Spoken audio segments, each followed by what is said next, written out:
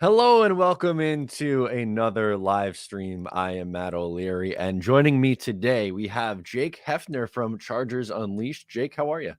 Doing good, Matt. How are you doing? I'm doing well today. Excited to break down this Monday night football matchup with you. The 3-4 Chargers against the 4-3 New York Jets. Two teams who are, still in the mix, trying to fight for playoff positioning. A big storyline with this Chargers team that I kind of wanted to ask you about right off the bat is Brandon Staley and how he is as a coach. I feel like he's a very polarizing figure. So I wanted to get your take on just overall how he's done and your thoughts on him this season.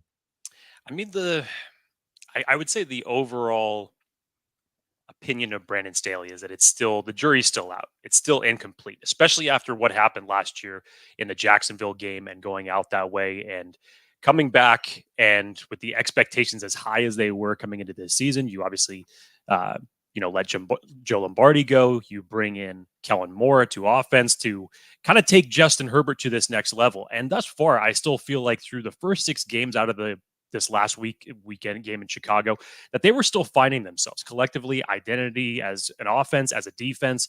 They would have good moments and bad moments. They just can never put together a complete game. And Chicago was really the first game in which they did that. Brandon Staley said after the Kansas City loss that they needed to reset, that they came back, and even the players were saying that week of practice was the most collaborative practice that they had ever had. So Brandon Staley as a coach, I still feel like he's learning how to do this the right way. Obviously, people give him his their 2 cents as far as his decisions on analytics and fourth down calls and what have you.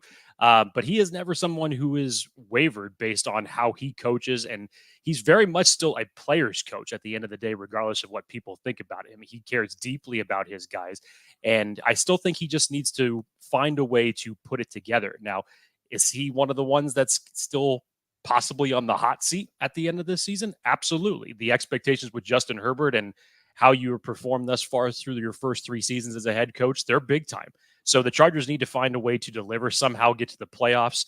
But I still think that Brandon Staley is learning, and possibly the Chicago game could be the turnaround for this team. Yeah, absolutely. After a 30-13 win, you got to feel pretty good about yourself, and it looked like the offense came alive a little bit in that one. I want to find out from you as well. What do you think? Like, what are some of the biggest differences going with this offense from last year to this year with the coordinator change? Predictability. Okay. Predictability. It's Kellen Moore, I think, runs a much more creative offense than what Joe Lombardi ran. Um, you could see defenses keying into it a lot last year. Everybody could basically call what was going to be happening on first down. It was going to be a run play and vanilla style, middle of the field type of offense, and that they never really took their shots down the field. Now, obviously, losing Jalen Guyton last year took a lot of that away. You didn't have Quentin Johnston at that point in time, and they were fluctuating a lot with their wide receivers because Keenan Allen was also gone for a duration of last year. So it became very much a offense that was either short field or run through Austin Eckler. Now with Kellen Moore, and we've actually been saying this since Mike Williams had gone down after the Minnesota game. I thought that was the best game that he had come up with a game plan, even if we're talking about just the first half, because replacing Mike Williams is not going to be done with one guy. And what Kellen Moore had preached during the entirety of the offseason is that this team was going to use the entire field and getting everyone involved. So using a collective group of guys such as Joshua Palmer, Gerald Everett, Donald Parham, Austin Eckler, and now Quentin Johnston, those collectively, that offensive output is what's going to replace Mike Williams. And you have to do it that way. You cannot just go to Keenan Allen because you know now he's going to see a lot of double teams. Joshua Palmer can't do it just by himself. You have to get everybody involved. And since Mike Williams went down, that offense has been sputtering. You didn't see it in the Raiders game, didn't see it in Dallas, you didn't see it in Kansas City. And then finally in this game, I felt was the first game of the season where he truly got everybody involved. So he's going to need to build on that moving forward, because that's the type of offensive output that this Chargers team is going to need to have in order to make a playoff push. Absolutely. And while we're on the topic of the offense, I wanted to ask you about Justin Herbert. Obviously, had a nice game against Chicago, but there was a 3 week stretch before that where he wasn't exactly looking like his normal self. And I think people were questioning, is he banged up or what's going on there? So, want to get your opinion on why you think there was a stretch of struggles. Was it the Mike Williams injury, or was there something plaguing him even maybe that he was playing through? I mean, whether you want to say it was the finger to his non-throwing hand, that's one way to think about it. Obviously, Mike Williams' effect was felt immediately. I think the bigger one has been the absence of Corey Linsley. Obviously, had to step away from the team due to a undiagnosed heart situation, which was very scary and very sudden to hear that at the same time. So Will Clapp has kind of had to come in and pick up the pieces. But the issue with that is that that has affected the rest of this offensive line. Now they have started to turn a corner on that. Hopefully, Chicago was the best game collectively that they had as a unit in terms of their protection. The Raiders were able to get after Justin Herbert a lot in that game when they played. Same with Dallas, same with Kansas City. They were able to come up with creative ways to get pressure to Justin Herbert. And again, I think that this was also in a lack of infusion of Quentin Johnston in the lineup at that point in time. I think when you can get an offense where Justin Herbert doesn't have to go to Keenan Allen, as great as he is in converting third downs, but when you don't have to go to him every single time, that's where this offense can be more versatile. And I think over the last several weeks, collectively, Justin Herbert has had more trust in his other guys. Kellen Moore has come up with a better idea of how to devise schemes in order to get these guys involved, put them in position to win. And so now they're finally starting to hit their stride. You did have that 3 game stretch, yes, where it wasn't the typical Justin Herbert type game and it looked like he was regressing, but I felt like Chicago, he was dealing, he was accurate. That was the game that we're all accustomed to Justin Herbert seeing. Switching gears a little bit, I want to ask you about this Chargers defense because there's some big names on this defense, specifically with the pass rush. You have Joey Bosa and Khalil Mack, two guys who can get after the quarterback. But the pass defense has kind of struggled a little bit at times this year. So I want to hear from you why you think that's such an issue for this defense right now. It's you got me. It's so weird how the dynamic shifts from one season to the last because the biggest problem with the Chargers defense last year was their run defense. They couldn't stop anybody. They were giving up 40-yard runs, it felt like, every single week. Now the coin is flipped where that pass defense is very susceptible. And whether you want to call it soft coverage or the big explosive plays that they've been giving up early in the season, and now they're playing the soft coverage to try to prevent that, it still hasn't been the best output for them. You're still seeing teams carve up the middle of the field when they're doing soft coverage. Obviously, Dallas was a great example of that for what Dak Prescott was able to do when he was targeting either Brandon Cooks or CeeDee Lamb. He was 11 for 11. The Chargers are going to need to figure out a way to get more physical. Mike Davis, I feel like, is that's been an Achilles heel of this defensive back group. He needs to find his 2022 form that he had last year. And obviously with Derwin James and Alohi Gilman both kind of being out at times due to injury, I think the Chargers are very happy to have Alohi Gilman back in this lineup after missing the last 3 games. That's going to bring some stability into that defensive secondary. But I think Jasir Taylor, Asante Samuel Jr., Mike Davis, collectively, these guys need to play with more confidence. I think the aspect of what happened with JC Jackson and how often Brandon Staley was rotating guys, you were kind of taking them out of a rhythm, and it was affecting that defensive unit specifically in terms of coverages goes. So the more and more that this defensive group gets to play together, and essentially this is the same defensive back group that you had last year, but the more and more you could get them in a rhythm and playing together, hopefully they can build on that and hopefully improve. Well, if you ever needed a get right game, going up against this Jets passing attack might just be that. I don't know about that. I don't know about that. We were even questioning on whether or not the Chicago game was going to come out with a W in that one, even though we figured that was a get right game. So I wouldn't put anything past this Chargers team until we actually see some consistency. Well, that's what I was going to say from like the Jets perspective here and the fan base, just, doing my coverage throughout the week. A lot of people look at this, just to be completely honest with you, as an opportunity for maybe this is a game where Zach Wilson could give you some production that we saw on Sunday Night Football. This is going back a few weeks now, but against Kansas City, Wilson played, a pretty solid game. He threw for a couple touchdowns, had about 240 passing yards, didn't have an interception.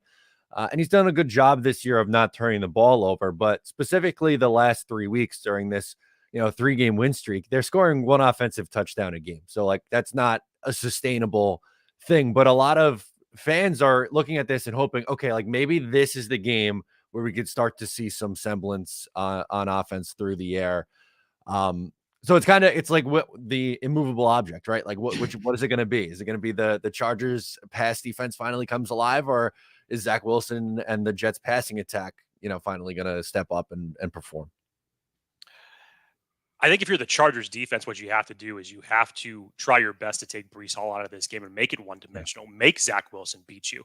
Now, what we've seen from the Chargers is the trend is especially against number one wide receivers, they've given up some big time plays. And obviously Garrett Wilson can get his. If there's one thing that's still consistent about the Jets offense is that he's still eating. He's still going out there and making plays. So to your point, if the Chargers pass rush, especially with the Jets offensive line the way it is right now, are not able to get to Zach Wilson, they could be in trouble. If they allow the Jets offense to get in second and third and short situations, that's not the game that they're going to want to play. That's totally going to work to what Robert Saleh wants to do. That's better for Zach Wilson. They need to find a way to keep the Jets in third and long in this situation. And even when that has happened, we've seen this Chargers defense give up debilitating penalties on third down. In several weeks. So they need to still clean up their mistakes. And third down just ends up in one way or another ends up being a huge money down for opposing offenses. So it's weird to say that, but that's kind of the trends that you've been seeing from this defense over the last several weeks. So they need to clean a lot up. They need to figure out a way to get to Zach Wilson, limit that running game with Breece Hall. And it's going to be an easier said than done type of task. That's for sure. Absolutely. We're talking to Jake Hefner from Chargers Unleashed. If you have any questions while watching the show, make sure to drop them in the chat. We'll get to them as we go along here. We're talking Chargers versus Jets Monday night matchup. And you just mentioned Breece Hall. The Chargers run defense has been pretty solid this year. Looking at the numbers, they've done a pretty good job of limiting the offensive output in the run game. I guess my question for you is, how do they normally tend covering running backs out of the backfield? Because last week we saw a big play where they do a little dump off to Breece Hall. He makes a guy miss, and then he's off, 50 yards. So I think you might be able, this defense might be able to take the Breece Hall running game out of the mix, but he's also a weapon coming out of the backfield as a pass catcher as well. 100%. I mean, this is one of the most versatile running backs that the Chargers are going to face this season. And there's two sides of coin that you can look at that statistically. Yes, the Chargers are better against the run, but that also could mean that the opposing offenses have figured out that they could pass more on the Chargers. So just naturally, those numbers come down from a running standpoint for the defense. But in terms of how you cover Breece Hall, this is where Eric Kendricks, Kenneth Murray are really going to have to come into play. This is where the coverage of Jasir Taylor is going to be able to need to cover that in the middle. How you're going to be out in space. This is where containment's going to come in. Joey Bosa is still one of the best edge run defenders in the league when he's healthy. So this is going to take a collective group to do that. And that's the best thing about Breece Hall is that you can get creative with him. There's a lot of aspects of him that are similar to Austin Eckler and to how you can infuse him into your offense. So whether it's just him carrying the ball and toting it behind that offensive line or getting out in space, the Chargers are going to have a tall task in stopping him. Yeah, absolutely. And, we highlighted the Chargers pass rush a little bit with, Mack and Bosa going up against the Jets offensive line that got, pretty beat up in the game against the Giants. They were down to their third center, but it looks like Dwayne Brown is back practicing this week, so he could potentially come back at left tackle. And then they'd move, I guess, Mekhi Becton from the left side back to the right side where he started this year. But rookie center Joe Tippmann is practicing as well. So it looks like the Jets might be getting some bodies back on the offensive line, which I think is huge in this game, because if the pass rush is getting home, then it could be a long, long night for Zach Wilson. As we saw, the Giants was just getting a ton of pressure on Wilson, and it was to the point where they couldn't move the ball at all. Yeah, that's going to be key. With Joey Bosa finally looking healthy again, that's key. I said that on our show earlier this week that he's going to be the X factor. He's going to be the one that drives this pass rush. How Derek Ansley and Brandon Staley have gotten creative to where they can use second round pick Tuli Tuipulotu right next to Joey Bosa or right next to Khalil Mack. Morgan Fox is still a tremendous pass rusher there in the middle. So in terms of how often you're going to see those four on the same line together is something that remains to be seen. But they're going to have to find a way to get after him collectively as a group, and that's going to start with Joey Bosa, that's for sure. Absolutely. And for me, when looking at this Chargers offense, I think, obviously Keenan Allen is great receiver, and there are, weapons on the offensive side of the ball in the passing attack, even with Mike Williams out. With the Jets cornerback room, that's a strength of this team with Sauce Gardner, DJ Reed, and even Michael Carter the second in the slot. The thing that I would be concerned about most, I think, is Austin Eckler. Not just running, but like we just talked about with Breece Hall coming out of the backfield. I know he had, a ton of catches and a big game coming out of the backfield against the Chicago Bears this week. So from a Jets perspective, I think that's probably the route that I would look to attack this defense. Do you see that the same way for, Staley and the Chargers here, where they are going to look to get Eckler involved in this one? 100%, because as of right now, the Chargers just have no semblance of a running game. Their offensive line is just not opening up any holes. And then, as you saw in the Chicago game, Chargers were finally able to get Austin Eckler out in space. And prior to that, he had only had 6 catches on the season, where he's coming off of seasons with huge amount of catches. And so if that's another aspect that they could put into this game and make it be successful, I think that that's going to be something that's going to be just an extra aspect of this offense and Kellen Moore to build upon. So because there is no semblance of a running game right now, and you still have to find a way to get Austin Eckler involved, that would be the first route to do it. But in terms of your question, if you're the Jets defense, 100%, because if you could take something like that out of the game and put Justin Herbert into a third and long situation to where, especially as good as the Jets defense is, where you can only just bring 4 every time, drop 7 into coverage, it's going to make it that much more difficult for the Chargers to net positive yardage downfield. Absolutely. And we got a comment from Margaret saying, leave it to Quincy Williams. And Quincy has been a really big growth piece on this Jets defense at linebacker. He's had a great season, both defending the run, but also covering the backs out of the backfield. So from the Jet side of things, I would think he would, and the safeties coming down and having to make plays against Eckler is going to be a big proponent in this game, because you're right. Like, if the Jets are able to keep the Chargers in third and long opportunities, that pass rush, they can get home with just 4 guys, and they rotate, so much that they keep these guys fresh. You would think that would be, a disadvantage for the Chargers trying to operate in third and long, obvious passing situation with the pass rush, and then the corners normally, being able to lock up receivers pretty well. It's still going to be a challenge as it relates to that. Like you said, the defensive back group is what is a huge strength of this. I don't know how much of Keenan Allen you're going to see in this game because of Sauce Gardner and how he's going to be able to cover him. You've seen several weeks, and I kind of alluded to it, as far as opposing defenses taking Keenan Allen away with double teams because Mike Williams is no longer there. That's going to have to be something that Kellen Moore is going to have to build upon in terms of getting other guys involved in this offense. But Quincy up front, this is where everything is going to, this is the big question mark for me as far as the Chargers getting to a point where they can score points consistently. If they start losing this game in the trenches, which when they have gone up against elite defensive fronts, they have struggled. Kansas City, Dallas, you look at some other games, even the Raiders were getting after them and owning the trenches. And when you're talking about one of the most talented defensive fronts in the NFL, this is going to be a huge challenge for them. And especially if you're talking about an offensive line that has struggled in recent weeks, Will Clapp is going to have a big a big job in trying to stop that interior pass rush, because that's where most of the pressure has been coming from on Justin Herbert. I feel like Rashawn Slater and Trey Pipkins, they can hold their own. Justin Herbert can step up in the pocket and he can outmaneuver that. But it's the interior pass rush that's going to be a huge X factor for this in terms of the Jets defense taking this offense out of this game. Absolutely. And for this Jets defense, something they've done really well this year that plagued them a little bit last year, they weren't able to do this, but this year they're creating turnovers more against Josh Allen, Patrick Mahomes, and Jalen Hurts. They have 8 interceptions to only 3 passing touchdowns against. So with the offensive struggles that they've featured, I would think for the Jets to stay in this game and potentially, win this game at home, that turnovers would be a big factor in this one. I know, again, Herbert had a better game this past week, but that seems like an area that could come into play with the interceptions going up a little bit this year. Absolutely.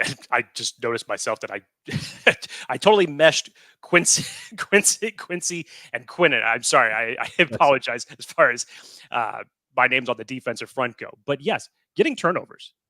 I mean, for what you guys are able to do, this is where Justin Herbert's going to have to overcome. And again, I say that just from the pass rush standpoint with Sauce Gardner, with everybody from that defense. Justin Herbert has been prone to doing that. Now, this all still stems to me from what the offensive line is going to be able to produce for him.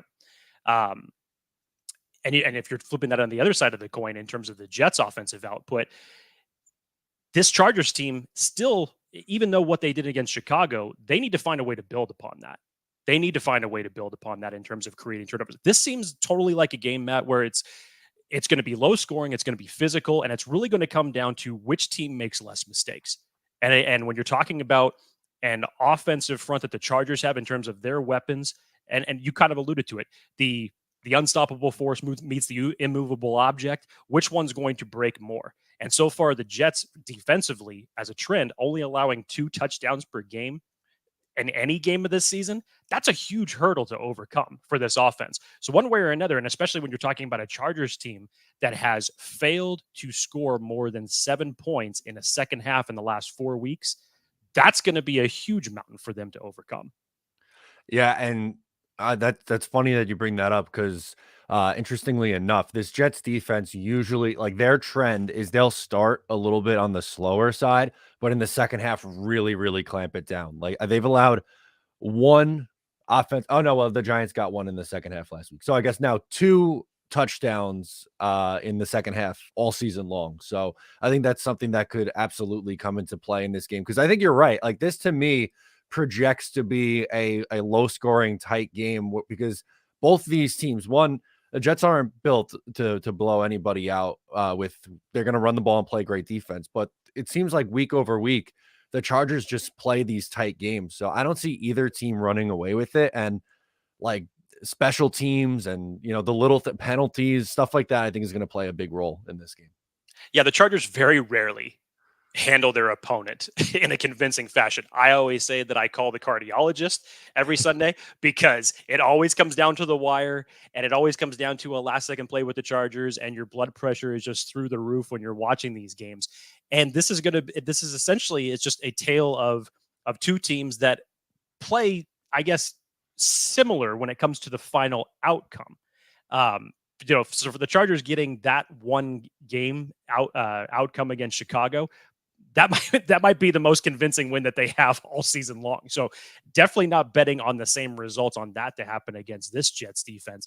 And what it's just going to see, it's going to come down to who plays 4 quarters of football better, who plays complementary football better. As you mentioned, getting special teams involved in this, all aspects. The Chargers have had a rough time outside of this Chicago game where it's consistency between offense, defense, and special teams in all 3 units playing with cohesion for an entire 4 quarters.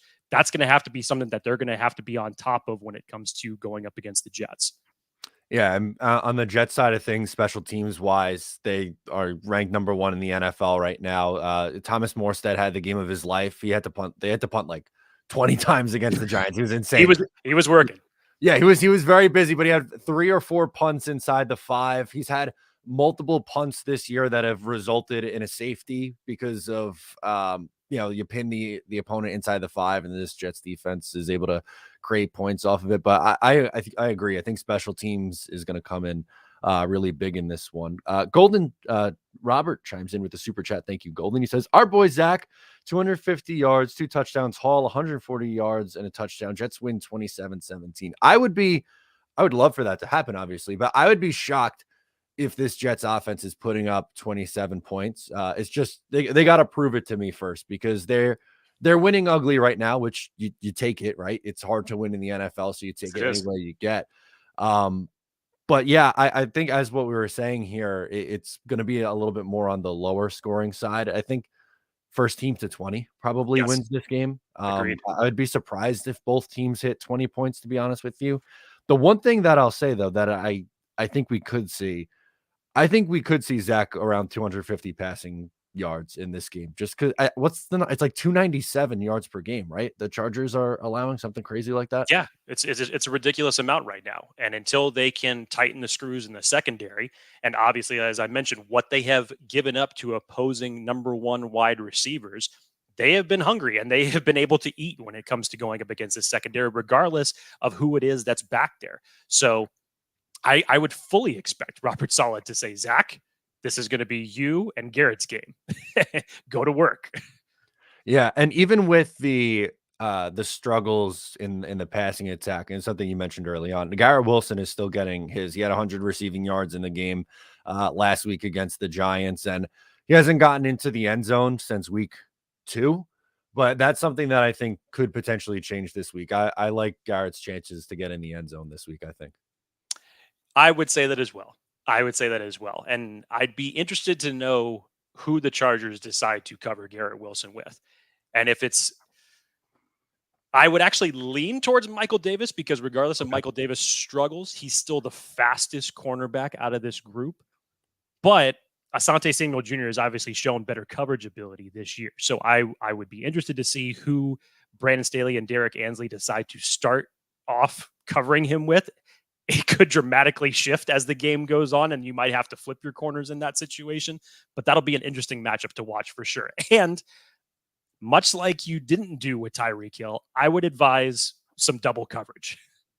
Yeah, no, absolutely, and it's funny you bring up Asante Samuel Jr. because there's a little extra juice in this game for Jets fans. I have no idea if you saw this in the offseason. You probably didn't, but I'll just explain briefly. It has nothing to do with Asante Samuel Jr., anything that he's done, but his dad was running his mouth on Twitter about both Sauce Gardner and Darrell Revis, which is a big no-no for Jet fans. We there's not a lot has gone right for this team over the last few years. So we hold guys like Darrell, who are Jets legends, very, very closely. And, him calling, Sauce Gardner overrated for not getting interception. It rubbed Jet fans the wrong way. So sorry to Asante Samuel Jr., but kind of hoping that we shut his dad up a little bit in this one.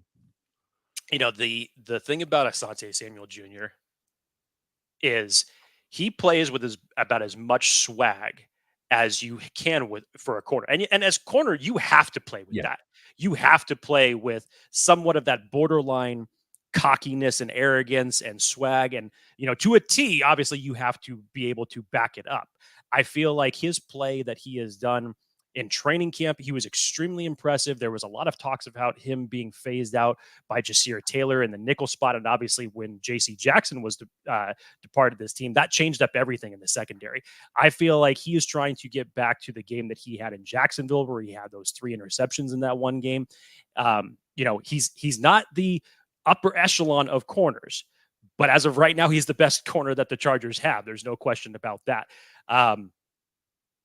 We'll see what ends up happening.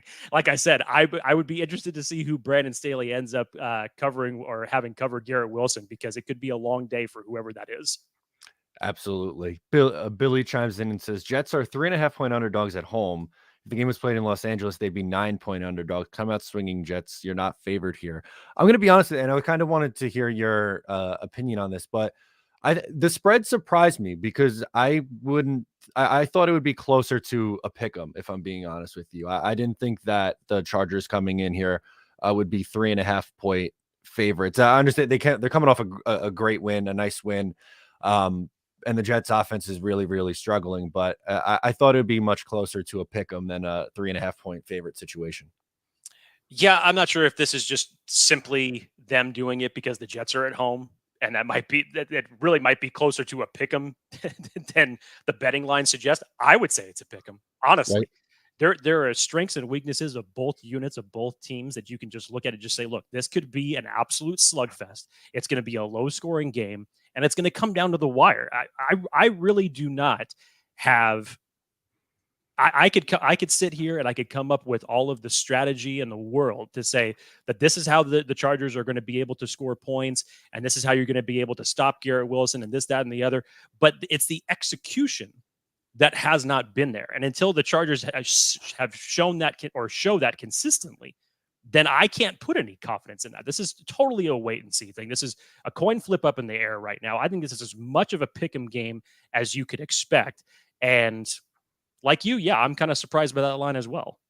Yeah, that's definitely surprising. Wanted to ask you, obviously we did the corners just now. We talked a lot about the defensive line, but are there any other key matchups on defense that you're looking at for going up against this Jets offense? Oof. I would say what Eric Kendricks and Kenneth Murray have done collectively as a linebacker group has probably been one of the saving graces about this defense, especially before you get into the secondary. They're kind of the Kenneth Murray, especially in his contract year, has definitely stepped up, and he has shut up a lot of the naysayers that were talking down about him. I think the presence of Eric Kendricks has helped him tremendously. Again, they have only been able to play for a handful of games this season, but when they have played together as a group, the middle of the field has looked good. But they're going to have to find a way to take that option away from Garrett Wilson. They're going to have to, or excuse me, from Zach Wilson. They're going to be really the key cogs to me in stopping Breece Hall when he is running the ball. Because I definitely think that he's going to be able to carry that ball at least 5 to 7. He's lethal at that. He can do that 5 to 7 yards every time when he touches the ball. It's going to be up to Kenneth Murray and Eric Kendricks to limit that. You're not going to be able to stop it, but you got to find a way to limit it. So if Breece Hall ends up going off, then you get into more of a balanced offense, which I think is exactly what Robert Saleh wants to do. That's going to be a key for this Chargers defense. Outside of what you have to do to Garrett Wilson, those two guys in the middle are going to have to be key for this defense in order to get a win. Amy chimes in with a good point, saying, "Get ready for Parham as the tight end for the Chargers." He's such a unique player. With someone with that size, I am very curious to see what the Jets' plan is in defending him, especially because I feel like once you get down towards the red zone, he could be such a weapon with that size. Yeah, that was one of the things that everybody was excited about Kellen Moore when he was coming over as offensive coordinator of this unit, was because how he utilized his tight ends in Dallas with Dalton Schultz when he was there. This has been a similar type of thing that you have seen with Donald Parham. Now, we hoped, and we were actually expecting it when Joe Lombardi was here, that with Gerald Everett and Donald Parham and the mismatches that you can create in that type of personnel grouping in the red zone, that you could take advantage of a lot. Unfortunately, it never ended up coming to fruition. Donald Parham has been the main focus because he has such a height advantage over opposing DBs, and he's extremely athletic for a guy that is that big. So I would continue to expect to see his red zone targets continue with just how he's winning in 10 to 15 yard scenarios when it comes to the goal line. Now, obviously, it's going to be a much different challenge, because when the field is shortened for the Jets defense, that's when they're at their best. And how are you going to be able to move the sticks when you're in the red zone in that circumstance? Coming away with 7 as opposed to 3 is going to be a huge goal, but it's not going to be an easy one. Yeah, and you mentioned it. If the Jets do a really good job of once they get down in the red zone, they don't give up a lot of touchdowns. They're bend but don't break. They'll settle for the field goals. Yeah, so that's a very curious one. I'm interested to see how the Jets decide to cover him with that size. It's hard to put a linebacker on him just because of that mismatch, and he's so agile too. For someone he's like what, 235, 240, something like that. You would think someone Yeah. that tall would have more weight on him, but let me ask you this: do the Chargers utilize a lot of 2 tight end sets, or is it more like, hey, in this circumstance, we're going to have Everett out versus Parham and other scenarios? Yeah, unfortunately, they haven't been able to run that much personnel because the Chargers lack a blocking tight end. They obviously had just waived Trey McKitty earlier this week, and they promoted Nick Vannett, who probably next to Donald Parham will be your best blocking tight end. Now, what barometer you're talking about in terms of best blocking tight end, it's not very impressive. But Gerald Everett is not a blocking tight end. Donald Parham, as of right now, probably still is your best blocking tight end, but you want to use him in space. You want to use him as a pass catcher. Stone Smart is another one that's kind of the cut mold of Donald Parham, where he's a more athletic pass catcher. So enter Nick Vannett, and I'd be interested to know if Kellen Moore is going to be running more of those two tight end personnel, because you're going to need it against a Jets defense that's going to try to get after the quarterback. Yeah, absolutely. And, just looking on the flip side of it, the Jets are a team that runs a lot of, two tight end sets, even three tight end sets at sometimes. They have three that they're very comfortable with. Tyler Conklin's been the best in the receiving game this year, but they have a veteran in CJ Uzama. Second year player Jeremy Ruckert's got a bigger role, and he's probably the Jets' best blocking tight end. So when you look right now at the Jets wide receiver room, you have Garrett Wilson and Alan Lazard at the top, but with Corey Davis retiring right on the eve of the season, that really changed a lot of things. They traded Hardman away. So right now, Randall Cobb's like their third receiver, which don't love that in 2023. If it was 10 years ago, maybe a little bit of a different story. But I think from a Jets passing perspective, I think they got to get the tight ends involved in this game. Obviously, Garrett Wilson's going to get his. They're going to try to give him, I would imagine, somewhere close to 10 targets in this game. But I would really be looking to attack that Chargers defense over the middle of the field with the tight ends, I think. I would agree, especially if Brandon Staley and Derek Ansley are going to learn their lesson. You should have two bodies on Garrett Wilson at all times. So, of course, that's going to force Zach Wilson to look elsewhere. And yes, I would still say that the middle of the field in coverage for these linebackers is susceptible to where you can find weak points. Jasir Taylor, obviously, in his second year, he's manning the slot. You have Eric Kendricks and Kenneth Murray there as well. But in terms of coverage goes and covering tight ends or wide receivers, you can get wins there. You can find holes in the defense to find guys that are open. So if Garrett Wilson is not available because the Chargers are doing whatever it is that they can to take it away, that would be the next best option that I would look at personally. Absolutely. And Billy chimes in with a good point here with the Jets and Chargers, both competing for a wild card spot. I know it's not a divisional game, but this is a really important game for both of these teams, right? It seems like it's going to be, a dogfight in the AFC for those final three wild card spots. And, right now Chargers are 3-4 losing record, but a win would put them right back in the mix. And, for the Jets, you just want to continue to, keep the ball rolling and keep stacking wins. But honestly, both teams really need this game. So I'm excited to see, the energy on Monday night from both of these squads. Yeah, I mean, the AFC conference is turning out to be exactly what everybody thought it was prior to the season, with the number of quarterbacks that are in the AFC, and now just all these AFC teams kind of just keeping everything close. I mean, you look at Baltimore, Pittsburgh, Cincinnati, and Cleveland, the only division that has four teams over 500 in that. So it's another rung for anybody in the AFC conference to try to get over, that's trying to make that playoff spot. It's a huge game for both of these teams in order to stay in contention. And now for the fact that it's two AFC teams or AFC conference teams going up against one another, it's huge when it's going to come down to games that are really going to matter for playoff contention. Absolutely. So as we start to wind this thing down, curious what how you think this one's going to play out. It would give me a score prediction and who's coming out on top in this one. This one is extremely hard. And if the Chargers were scoring points in the second half, I would feel a lot more confident about this. I don't think that either team is getting to 20. And if they do, it's going to be on a last second field goal. And honestly, that could come from either team. It's going to be a sluggish game at times. It's going to be a physical game at times. It's definitely going to be a frustrating game at times for people watching.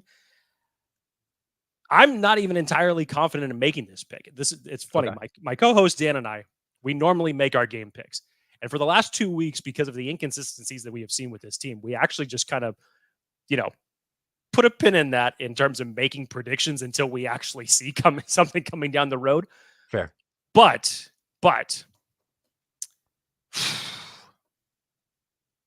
I'll do it for the sake of you, Matt, on the show. I'll do it for the sake of that. I appreciate that. No problem. I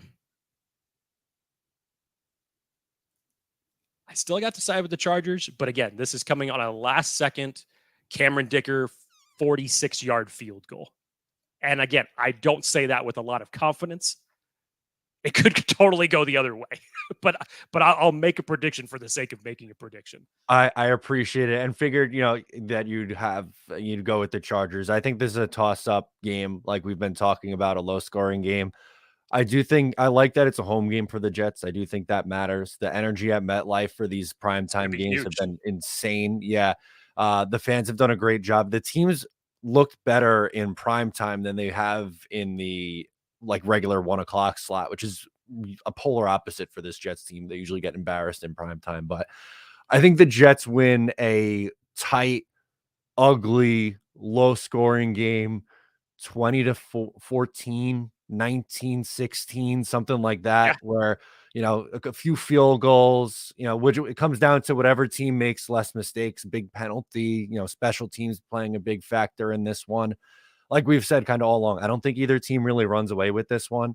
I don't think either side here, Jets or Chargers, should be really overly confident. I think there's things that, could go well for the Jets in this one. And at the same time, things that could go terribly wrong. When you're scoring one offensive touchdown a week, it's very, very hard to win that way and very, very hard to sustain that. And, for the Chargers, you mentioned how inconsistent they are. It's hard to get a feel on this one. I do think the Jets win. I think them being at home, like I said, really matters here. But I think it's going to be a tight game the entire way. I really do. absolutely. We even said it prior to the Chicago game that it was a lose-lose situation for the Chargers and the fan base, because if you go out and you handle business against a team that statistically you should have, okay, so you beat on, one of the, lower tier teams in the league. What does that do for you from a confidence standpoint for the fact that you have not stepped up against better competition? So it was really a lose-lose situation where it's like, okay, they got the win, but how confident do you feel like they can continue to do that? Because they haven't shown the type of consistency that you would expect out of this team at any point in the season. So I'm with you, Matt. It's going to be close. Honestly, I could flip a coin right now to see how it was going to go. You could talk to me about any Jets Chargers scenario, and I could say, yes, there's a possibility that that's going to happen. I still go back to, it's going to be the team that makes the less mistakes is really going to come out with the victory in this one. There we go. We got a super chat to deal with before we get out of here. City Bird says, give me that same game parlay for Monday Night Football. Okay. So you want to do a combined one? Want to think of some things on the fly here that we could add in? Do you have any strong feeling? I like this. I like this. Are we talking prop bets here, or what are we talking about? We could do props. I'll give you a Chargers prop that I saw that I like. I like the over on receptions for Austin Eckler. I think they're gonna check it down to, I believe, 3.5 was the number that I saw. I would definitely. That sounds like one to I like the over on receptions for Austin Eckler. I like the over on receptions for Garrett Wilson, I saw 5+. So if you do on FanDuel, you could do the 4+, 5+. That might be the way to do it. And for the final piece, like maybe Jets +3.5, get the hook there, right? If it's a field goal, if we're thinking field goal game either way, maybe take the Jets as a 3.5 point underdog there. Jets and the points. I think those are solid. Okay, there we go. City Burt, if you cash it, you owe Jake and me a little bit of money here. That was all you, man. I was just like, yeah, it sounds good. Yeah, it sounds good. Which it really does, actually. I like those lines for Eckler, Wilson, and the Jets. Absolutely. So, Jake, where can people find your stuff if they want to follow along with your Chargers coverage? So we're over on YouTube at Chargers Unleashed. You can follow me at Jake T. Hefner on Twitter. I'm not difficult to find. There's only one place on YouTube. We're not in any, whether you're listening on Spotify or anything else, we're pretty easy to find. Absolutely. So thank you so much to Jake for coming on. For Jake, I am Matt O'Leary, and we'll catch you next time.